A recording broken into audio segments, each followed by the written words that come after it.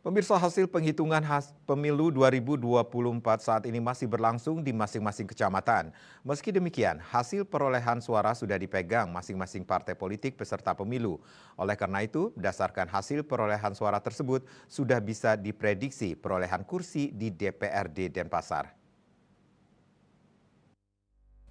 Ketua DPC PDIP Kota Denpasar, I Gusti Ngurah Gede yang ditemui di sela-sela kegiatan rekapitulasi hasil penghitungan suara di Kecamatan Dentem belum lama ini mengaku cukup sulit untuk bisa memenuhi target yang dibebankan DPP.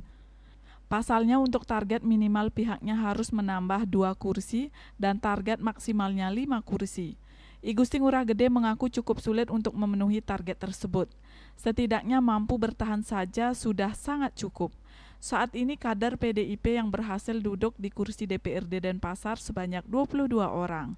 Jumlah ini dipastikan tetap dipertahankan PDIP. Hanya saja beberapa caleg incumbentnya tidak lolos, namun digantikan caleg pendatang baru dari partai yang sama, sehingga perolehan kursi partai ini di Dewan tidak berubah.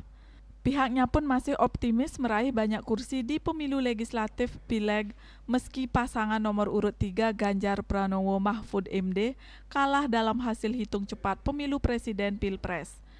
Pihaknya berharap gelaran Pesta Demokrasi 2024 menghasilkan pemimpin dan wakil rakyat terbaik, serta akan terus mengawal seluruh suara masyarakat dan kemenangan PDI Perjuangan khususnya di Kota Denpasar.